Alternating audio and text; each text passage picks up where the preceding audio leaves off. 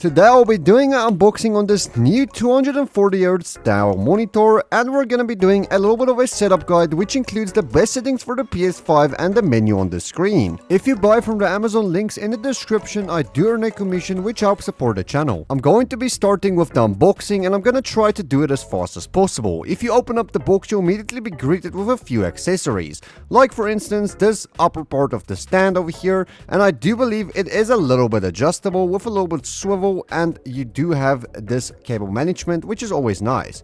Then you do have this HDMI cable over here. They do not include a display cable, unfortunately, even though the monitor has a display port, but it is nice to see this cable in here.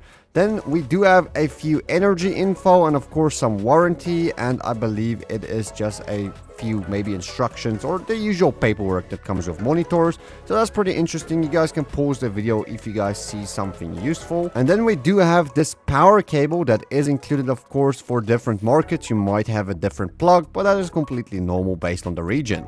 Then we do have the base of the stand. So this is going to be the base, and honestly it does look a little bit bulky, but it feels pretty solid and I think it's gonna look clean on this desk. If we move on to the monitor, this is the moment of truth because I'm actually very excited for this 240Hz screen. It's the first time I've ever had a 240Hz screen, believe it or not, guys. But now I'm going to show you guys how to install the stand over here. And first off, we're going to just place the monitor face down on a soft surface. I'm just going to use the packaging that came with it. And as you can see, these are the ports at the back, of course, display port and two HDMI ports, which is pretty nice to have. And then we are going to take this upper part of the stand. As you can see, that was the first part we unboxed, and we're just going to line it up at the back here and we're going to slide it in. Luckily there is no screws involved with this monitor, so you're just going to slide this in and you will hear a click when it is secured. Pretty easy.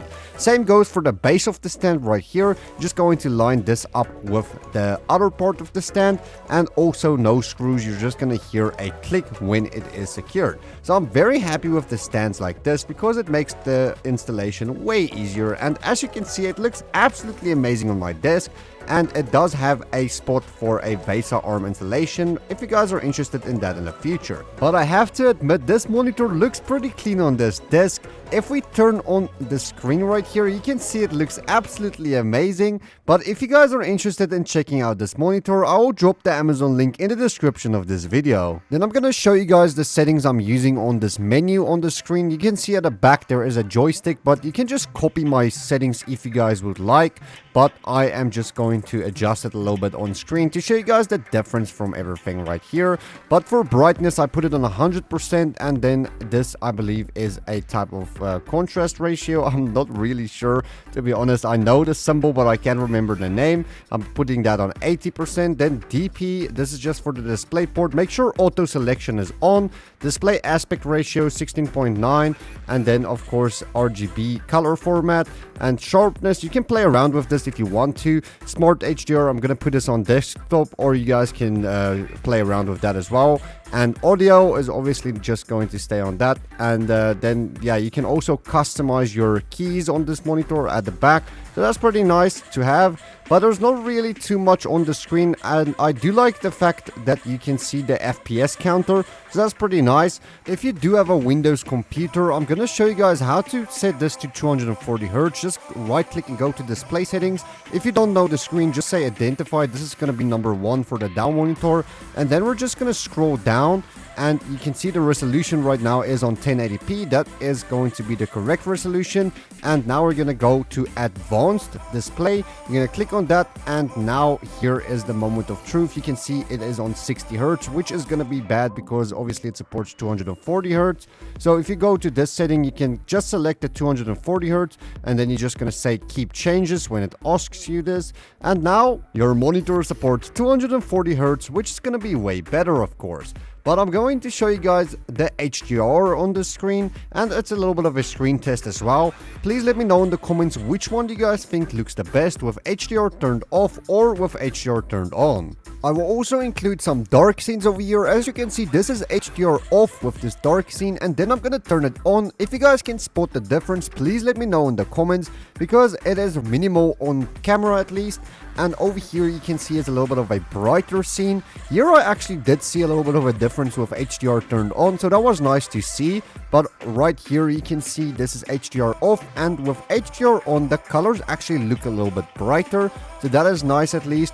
So all in all, the HDR on the screen is pretty decent for this price range. I'm very impressed with this Dell monitor, especially considering it's 240Hz. But right now we're going to test out the PS5 on this, and I'm going to show you guys which settings to use for the screen. So we're going to turn on the PS5 like so, and we're going to wait for it to boot up. Of course, this monitor has a HDMI port, so the PS5 is supported. But does it support 120Hz? That is the ultimate question, and we're going to try to enable HDR on the PlayStation as well. So right here, we're going to go over to settings, and we're going to scroll down to screen and video, and we're going to click OK, and we're going to go to video output, and now we're going to scroll down. Resolution, of course, you can see I'm just going to put it on 1080p, and we're going to scroll down. VRR, it seems it's supporting that. That's pretty nice. 120Hz output is on automatic. That means it is supported, but I will test it out in a game. This unfortunately wasn't supported, which is unfortunate. I don't really know what that setting does, but if you guys know what it does, please let me know in the comments. Then HDR, I'm going to turn off, or you can turn it on, of course. We can turn it on if we're going to test out a game. I'll test the game out in both HDR and non-HDR. Deep color output, RGB range, I'm going to put in full.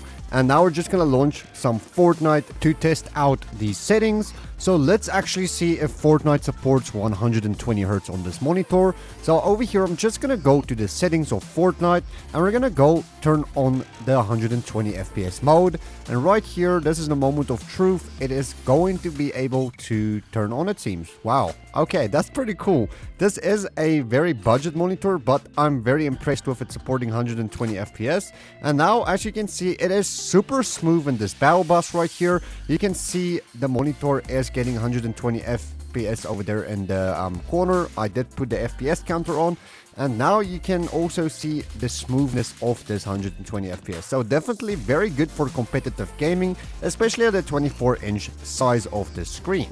And also, if you guys want to build, you can see how fast it is. Very fluid motion. And yeah, we're gonna try to test out some HDR on the screen. And obviously here is with HDR off in Fortnite. And actually HDR off looks a little bit better to me in Fortnite at least, but I could be wrong. This is it with HDR turned on, and you can see it is a little bit less brighter and vibrant, but maybe that's just me. Honestly guys, this monitor is very good for this price range. This is the first 240Hz monitor I've ever had. Usually I only have like 180Hz, so I'm pretty excited to see how this holds up after a few months. But honestly, no complaints so far. Hopefully you guys enjoyed this video. If you guys want to go check out the other Dell screen, this one is actually 100Hz. You guys are welcome to go do so in the right side corner over here. And yeah, thank you so much for watching. See you guys in the next one. Peace out.